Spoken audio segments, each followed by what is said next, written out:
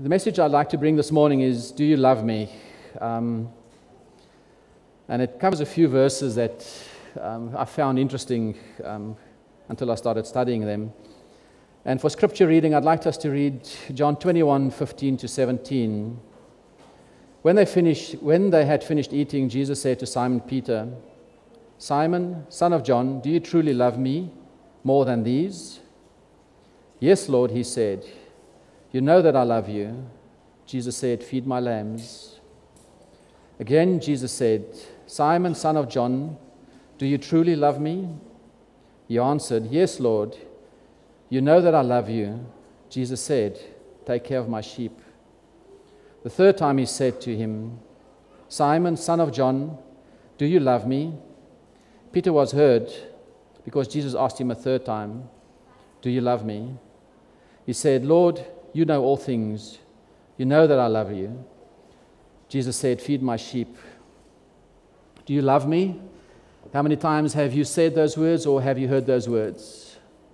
Spouses say that to their husbands or wives, children, parents. We hear that all the time. Why do we ask the question? Or why does a person ask the question? Because they need confirmation. They're not trying to be funny, because it's important to know if somebody loves you or does not love you. What I find interesting is, why does Jesus ask the question? Because Jesus is God, and He knows Peter's heart better than Peter knows it. So He doesn't need to ask this question unless He's asking the question so that Peter can think about it and get some clarity in his mind. Because we must remember, not long before that, Peter said, "I would give up my life, but I won't disown you." And then a few hours later, he did exactly that. He disowned Jesus 3 times. Can you imagine what was going through Peter's mind?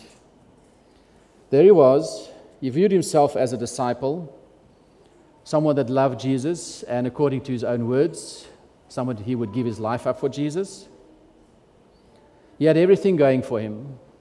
And yet, when push came to shove, his knees buckled and he fell apart. He felt himself a total and utter failure, not worthy to be called a disciple, or not even to sit around the fire with Jesus. Now, we've all been there. We've all done something wrong. If you haven't, then I would suggest that we don't view ourselves as human, because we are human. We all make mistakes. And some of us are still busy making those mistakes. We must have done something wrong in the past, or we definitely do something wrong in the future. And somewhere in our lives, we had the opportunity to make a choice, and we all have made wrong choices. And later it hurt so much we found it impossible to pray. I've been there. I've bowed my head and muttered a few words, and I'm sure if it wasn't for the intervention of the Holy Spirit, God would have had no idea what I was saying. We feel that we're not worthy of talking to Jesus or to God. We feel embarrassed just to be in the presence of our Savior. How dare we approach Him after what we've just done? But Jesus doesn't look at it like that. After His resurrection, He had plenty of time to go to Peter and say, "I told you so." Really rub his nose in it. I'd like to do that. If somebody said something to me and I said, "No, no, no, no," and No, Jesus said to Peter, or asked Peter the question to clear his mind, "Simon Peter, son of John, do you love me?" Simon Peter, son of John, stop thinking about the things of the past. Do you love me? Clear your mind of all the things and those negative thoughts. There's work to be done, and I need you to concentrate. Simon Peter, son of John, do you love me? I think there's another reason for this question, and for me, this is the main reason. Now, Peter is to love Jesus is a prerequisite if we want to work for Him. It is a condition. If you don't love me, you cannot work for me. because the basis of my work is love. The Sabbath school class this morning, Keith asked a question, what sets us aside? And there was lots of responses, and I had my own thought, which I didn't verbalize, but my own thought is that what sets us apart is the love of Jesus in us. I'm going to deviate slightly from my notes. There's a lady at Wahroonga. She is a third, fourth, fifth, I don't know how many generation Adventist. And when she moved into the independent living units, after a year or so, she made the comment and said it's the first time in her life, and she's about 85 years old, it's the first time in her life that she has actually made friends with non-Adventists, that she actually sat down and had a cup of tea that's not in the same church as her. And I thought to myself, wow, how does she reach other people? How do you spread the gospel if you don't mix with people? And the question again this morning is, are we of the world? How do we stand out? We have to be in the world, because if we're not in the world, then we can't spread the gospel. We can have an evangelism series and invite everybody here and expect them to come, but when we walk out the gate and we see the neighbor, we don't greet them. But if you have the love of Jesus in you, you would greet them. And it's the love of Jesus, in my opinion, that attracts people. Simon, son of John, do you love me? Yes, Lord, you know everything. Now Peter is ready to take the next step. His mind is now cleared and focused. In his mind, it is clear that he loves Jesus. Let's go to work. And Jesus said to Peter, feed my lambs, take care of my sheep, feed my sheep. To do Jesus' work is a precondition that we love him. We cannot perform the work of love if we do not have love in us. Now, when I prepared my talk this morning, I expected to have my notebook up here, and then with the PowerPoint presentation, you can see the slide and then also what you want to talk about. So I think I've kind of lost my slides a bit.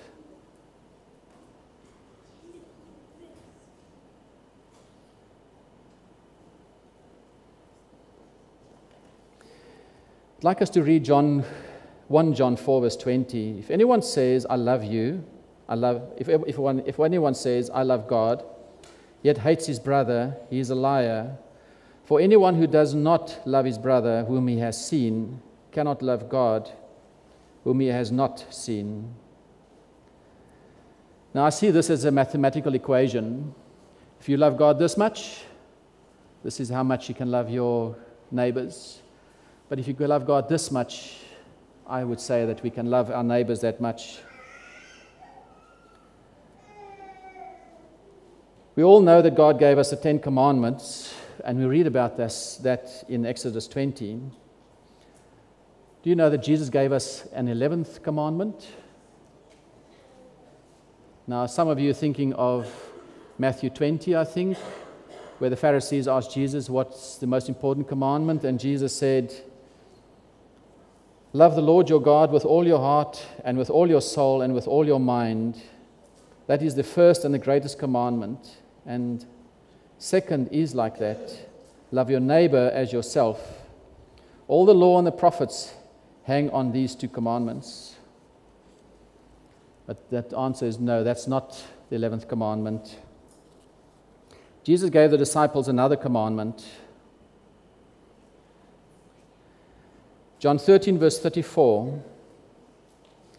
I give you a new commandment, that you love one another just as I loved you. You should also love one another. Just as I love you, you should also love one another. By this, everyone will know that you are my disciples, if you have love for one another. Now, when Jesus gave this commandment or instruction to his disciples, that was in the upstairs room where they had their Last Supper. That's a Thursday night. It's less than 24 hours before Jesus got crucified. Now, if I knew that I was going to die within 24 hours, I would make sure that my actions are pointed, that they have a purpose. And if I say something, if I ask my family to do things, or if I ask somebody to do things, I'm not going to waffle. I'm going to be very, very pointed. And Jesus knew that he was going to die. He had less than 24 hours to give his disciples their last lesson. So this is very important. And I suppose it can also be looked at as a summary of his teachings to his disciples over the previous 3.5 years. So for Jesus that night, in that torchlit room, what matters most of all is on his heart, last of all. Excuse me, would you mind if I take off my jacket? Because the jacket presses this thing and it drops off my shoulder, off my ears the whole time.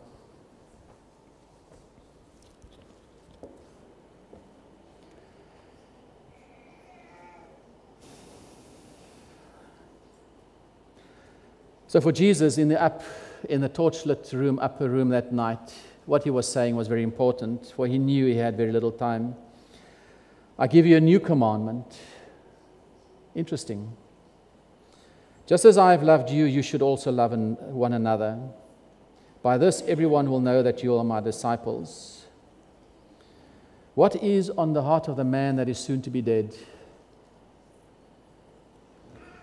In case you might be tempted to conclude that this command to love is simply an aside or just a passing isolated comment, I don't think it's true, because during that supper in that upper room, Jesus referred to love, or one of its derivatives, 33 times.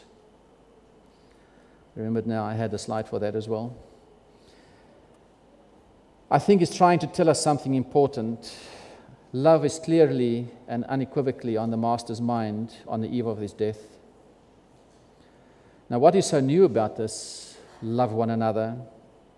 That's hardly a grand new revelation. We all know that. After all, after Noah's flood, that's most probably the first thing they taught us in Sabbath school. And of course, you're absolutely right. This is no new command at all. We've known it for years, and so did Jesus' disciples. In fact, it was to Moses that God, when he was on Mount Sinai, gave Moses the 10 commandments. And the one commandment is, love thy neighbor as thyself. And yet, Jesus himself had reiterated those words himself a few times during his preaching. But what makes this old command so drastically or dramatically new? The reason is that within 24 hours, the disciples will see what love means. They will be witness to a love so radical that it will forever rewrite the definition of love in the human language. I'm sure that most of you can remember the Air Florida plane crash in America. Plane took off from Washington Airport, and just as it cleared the runway, it fell into the Potomac River. And within minutes, there were rescue helicopters flying over the plane that was half submerged in the water, rescuing people. And the news crew, their helicopter had to be outside a certain range of the rescue helicopters. But with their zoom lenses, they could zoom in what was happening. And they saw the rescue helicopter fly over a bald-headed man and drop the buoy and the rope. And every time they did this, the guy threw the rope to somebody else in the water. And all the people had to do was just to link their arms through the loop, and then the helicopter dragged them to the side. And after 10 minutes, when the rescue helicopter went back, the bald-headed man had succumbed to the icy waters, and he died. And Ronald Reagan, in his address to the nation, used the words Jesus spoke the last night in the upper room. Greater love hath no man than this, that he laid down his life for his friends. Greater love hath no man than this, that a man laid down his life for his friends. These were the words Jesus spoke moments after he declared the new commandment, an old commandment that would become forever new the next day. For those 11 men would witness no greater love. Calvary has forever rewritten the definition of love in the human language. What is so painfully new is the realization of what Jesus is actually declaring to be the ultimate defining and identifying characteristic of his true followers on earth. So he was telling or showing us what we should be like. By this, everyone will know that you are my disciples if you love me, if you love one another. But what I find interesting is something that Jesus does not say.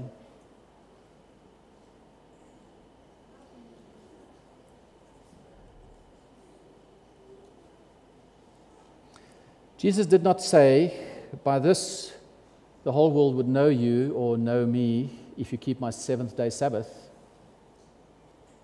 He certainly could have said that, for Jesus was in a group of Sabbateers.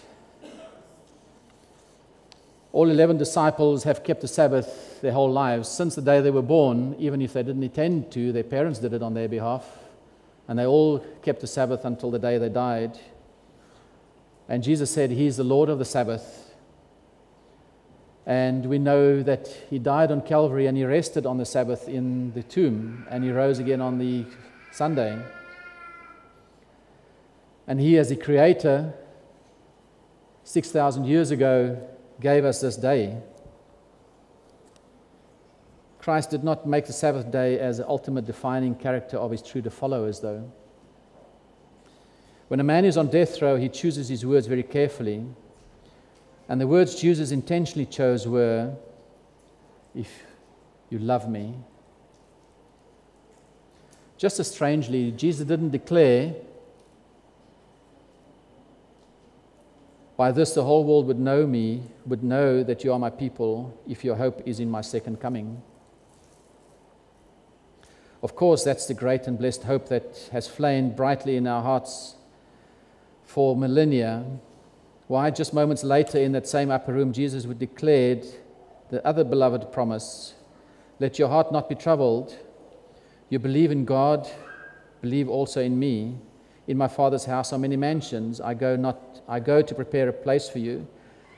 And if I go to prepare a place for you, I will come again and receive you to myself, that where I am, there you may be also. Please be very clear. Jesus neither denigrates or denies either the seventh-day Sabbath or the blessed hope of the Advent, but He didn't make any of these as a sign of His disciples. We may call ourselves Seventh-day Adventist, but neither the seventh day or the Adventist is how Jesus declared the Word would recognize us. By this, everyone will know that you are my disciples, if you have love for one another. On that fateful Thursday, Jesus also didn't declare that the people will recognize them if you believe and teach the cleansing of the sanctuary and the final judgment before He returns to earth. Very, very important, but that's not something that identifies us to the world. Every single of the 11 disciples listened to Him that night was a firm believer in Yom Kippur. And the Day of Atonement's motive of cleansing and judgment. They know the sanctuary servers inside out. But strangely, the Master does not identify that as an identifying mark. Instead, we read His unmistakable, unequivocal, unconditional declaration. And to the whole world, not just to disciples, but everybody. Red, yellow, black, white, rich and poor, educated, illiterate, etc. By this, the world will know that you are my people, if you love one another. So the question begs to be asked, are we loving people? Are we loving people? Or as Mark Twain put it, we are good in the worst sense of the word. We've known people like that. I have. People who are so correct in everything that they do. They are so right. so correct in their orthodoxy, so proper in their observances and standards. But I would prefer not to live next to somebody like that. These people are good in the worst sense of the word. Little English girl prayed, "Oh God, make the bad people good and the good people nice." Are we nice people? Are we a loving people? Or are we good in the worst sense of the word? Philip Yancey, in his book, What's Amazing About Grace, tells a true story that he heard from a friend who works with the down and out people in Chicago. A prostitute came to me in wretched straits, homeless, sick, unable to buy food for her 2-year-old daughter. Through sobs and tears, she told me she had been renting her daughter out to men. She had to do that, she said, to support her own drug habit. I could hardly bear hearing her sordid story. For one thing, it made me legally liable. I'm required to report cases of child abuse. I had no idea what to say to this woman.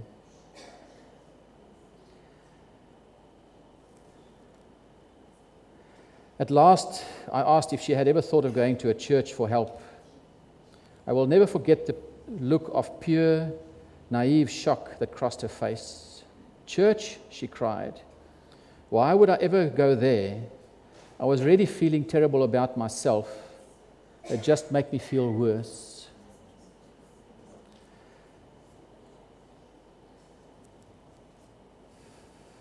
But Yancey reflects, he says, what struck him about his friend's comment about the woman and the fact that she was a prostitute is that prostitutes flocked to Jesus. He didn't judge them, he didn't make them feel bad, but yet we as a church say we represent him, but people don't have the audacity or the openness to come to us. As the church lost that gift, evidently the down-out who flocked to Jesus when he lived on earth are no longer welcome amongst his followers. What has happened? And what shall we say in response? Some may be tempted to suggest that this happened in America where the story was related and it has nothing to do with us. Why, if she came to this church or to any other church, she would have been welcomed with open arms? Do you think that would have been the case? I realize that this story of the desperate mother or any other similar stories could be aberrations or exceptions to the rule, and I'd quickly write them off as such. If it was not for the troubling awareness that all too often I have not loved as Jesus would have if he was in my place. I have been far too quick to judge someone else, and only too eager to whisper my criticism to another listening ear. I've condemned those with whom I've disagreed and belittled those whose tastes are not my own. I've hurried by those who have waited for a word of compassion, of caring, even just a smile of love, hurrying about my Father's business without my Father's loving heart. I pretended to be tolerant of all people, all the while dismissing the lesser, dismissing as lesser those who are different from me. Sure, I'd love to dismiss those stories as flukes, were it not for my own heart that I know too well. By this, everyone will know that you are my disciples, if you have love for one another. Apparently, for Jesus, it isn't enough that the world knows his love. Apparently, for him, it is only enough if the people see that we love one another as well. I ask myself this embarrassing question. In my exuberance to help the world remember the 10 Commandments, have I forgotten the 11th? While we champion obedience to the 10 Commandments, do we forget the 11th? The 11th commandment, it takes neither theologian or sociologist to observe that humanity today isn't running towards the 10 commandments. But human beings over the world are starving for the 11th. If God would win their minds, we must first win their hearts. Ellen White wrote in The Desire of Ages, "Love to man is the earthward manifestation of the love of God. It was to impart this love, to make his children of one family, that the King of glory became one with us. And when his parting words are fulfilled, love one another as I have loved you. When we love the world as he has loved it, then for us his mission is accomplished. We are fitted for heaven, for we have heaven in our hearts." Lewis Smedes has written, "God weeps when people think they can only love him. He is the first to admit that he alone is not enough for man or woman. People need people as they need God. But God knows this. His redemptive love creates a company of love sharers." Very nice words. Isn't that nice? Create a company of love sharers. Which is precisely why Jesus gave his disciples the 11th commandment to his church at the beginning and to his church at the end. Because in the end, there is no other way the world will know the truth about Jesus or his church. In John 15, verse 1, Jesus teaches the disciples about the vine. "I am the vine, you are the branches. If a man remains in me and I in him, he will bear much fruit. Apart from me, you can do nothing." What kind of fruit? I would suggest that we love one another as I have loved you. How do we show this love? We show it by becoming servants. Again, Jesus gave us the example, because he stated that he came not to be served, but to be a servant. And he also showed us by washing his disciples' feet. The other night, my wife and I were praying, and she said something in a prayer that kind of shocked me. She often shocks me. She effectively said that we can take nothing to heaven, and I'm sure we all agree with that. But she said we can take something. We can take people. Interesting thought. It doesn't take a botanist or horticulturist to know that the sole object of the branch's connection to the vine is to bear fruit. If the branch is not connected to the vine, it cannot bear fruit. It's only in Aesop's fable that we read of a branch that severed itself from the vine and ran away from home to bear its own fruit. Severed branches are dead branches. The last part of that verse read, "Because apart from me, you can do nothing." To make certain that we understand the word nothing, John inserts a double negative in the Greek text. And it can be translated as this: "Apart from me, you can do not anything." So he's really making sure we get the point. Until we learn this truth that we are nothing without Jesus, even we who declare our allegiance to him will never discover the secret to spiritual life and growth. We are nothing without Jesus. Or expressed in the positive, I can do all things through him who strengthens me. If only we can grasp this truth that we are nothing without Jesus, but that we are everything with him, because Jesus is everything. What a freedom to live and to truly love. We cannot love if Jesus is not in us. If we are not attached to him, if he is not our day-to-day. And again, this morning we were talking about what makes us stand out in the world. It is not the fact that we do something once a week. It is something that we do the whole week. The great conductor Toscanini was rehearsing Beethoven's Ninth Symphony with the New York Philharmonic Orchestra. And when he thought they were ready, they went right through the Ninth Symphony without stopping.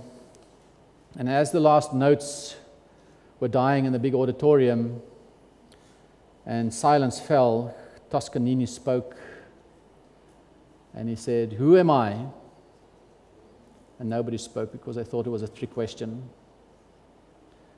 And he again said, "Who is Toscanini?" And then he answered, oops, is it there? Is it not there? And he answered, and he waved his little baton, and he said, "I am nothing. Beethoven, he's the master. He is everything." Now, until we grasp the truth that in our lives Jesus must be anything, we will never discover the secret to radiating love, and we would never discover the secret that Jesus is trying to tell us. "I give you a new commandment, that you love one another, just as I loved you. You should love one another. By this everyone will know that you are my disciples, if you have love for one another." Thank you.